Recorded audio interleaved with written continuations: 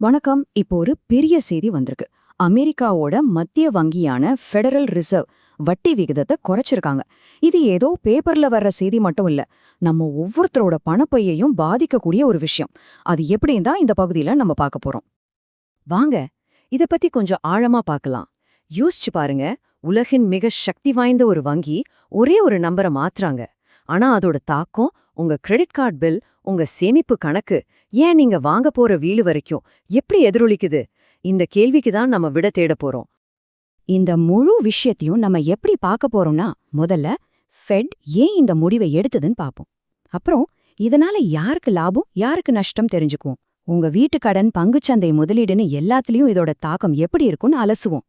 கடைசியா இனிமே என்ன நடக்கும்னு ஒரு பார்வை பார்க்கலாம். முதல்ல என்ன நடந்ததுன்னு சிம்பிளா புரிஞ்சிக்கலாம். இந்த வட்டி விகித குறைப்பு சாதாரண விஷயம் இல்ல.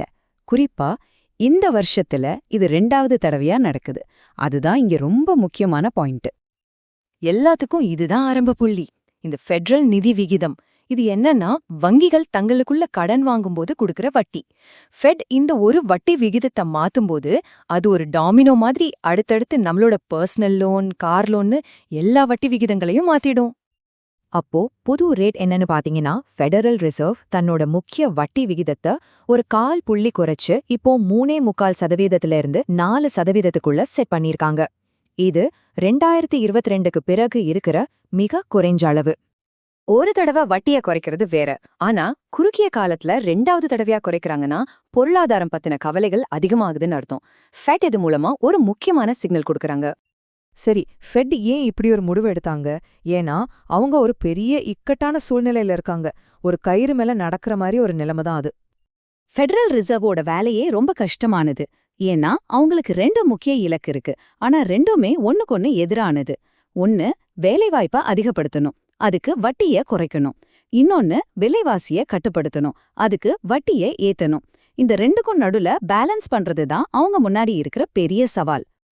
இங்க பாருங்க, இந்த நம்பர்ஸ் பார்த்தாலே அந்த குழப்பம் புரியும். ஒரு பக்கம் வேலையில்லாத திண்டாட்டம் 4.3% அதிகரிச்சிருக்கு. இது பொருளாதாரம் மெதுவாகுதுன்னு காட்டுது. இன்னொரு பக்கம் பணவீக்கம் 3% இருக்கு. இது அவங்களோட 2% இலக்க விட அதிகம். இப்போ எதை சரி பண்றதுன்னு அவங்க யோசிக்கணும். இது பத்தாதுன்னு இன்னொரு பெரிய சிக்கல், கவர்மெண்ட் ஷட் டவுன். இதனால வேலைவாய்ப்பு, பணவீக்கம் பத்தின முக்கியமான டேட்டா எதுவுமே ஃபெடரல் ரிசர்வ்க்கு கிடைக்கல. கிட்டத்தட்ட கண்ணை கட்டிக்கிட்டு ஒரு பெரிய முடிவெடுக்க வேண்டிய நிலைமையில அவங்க இருக்காங்க. ஃபெடரல் ரிசர்வ் தலைவர் ஜெரோம் பவல் என்ன சொல்றாருன்னா, ரிஸ்க் இல்லாத வழியே இல்லைன்னு சொல்றாரு. அவங்க எந்த முடிவு எடுத்தாலும் அதுல ஒரு விதமான ஆபத்து இருக்குங்கிறத அவங்களே ஒத்துக்கிறாங்க. இந்த முடிவை எல்லாரும் ஒன்னா சேர்ந்து எடுக்கல. டீமுக்குள்ளேயே வேற வேற கருத்து இருந்திருக்கு. 10 பேர் வட்டியை குறைக்கலான்னு சொல்லியிருக்காங்க. ஆனா ஒருத்தர் இன்னும் அதிகமா குறைக்கணும்னு சொல்லியிருக்காரு. இன்னொருத்தர் குறைக்கவே கூடாதுன்னு சொல்லியிருக்காரு. இது என்ன காட்டுதுன்னா, அடுத்து என்ன செய்ய போறோங்கிறதுல அவங்களுக்குள்ளேயே ஒருமித்த கருத்து இல்ல. சரி, இந்த பெரிய பெரிய பொருளாதார விஷயமெல்லாம் ஓகே. ஆனா இதனால நம்ம பாக்கெட்டுக்கு என்ன பாதிப்பு? வாங்க அத பார்க்கலாம். யாரு ஜெயிக்கிறாங்க, யாரு தோற்கறாங்க? சிம்பிளா சொல்லணும்னா, கடன் வாங்குறவங்களுக்கு இது ஒரு சின்ன சந்தோஷமான செய்தி. உங்க கிரெடிட் கார்டுக்கான வட்டி மாதிரி சில விஷயங்கள் குறையலாம். ஆனா பணத்தை சேமிக்கிறவங்களுக்கு இது ஒரு கெட்ட நியூஸ். உங்க சேவிங்ஸ் அக்கவுண்ட்ல கிடைக்கிற வட்டி கணிசமா குறைய வாய்ப்பிருக்கு. $1.35. இந்த நம்பர் என்னன்னு நினைக்கிறீங்க?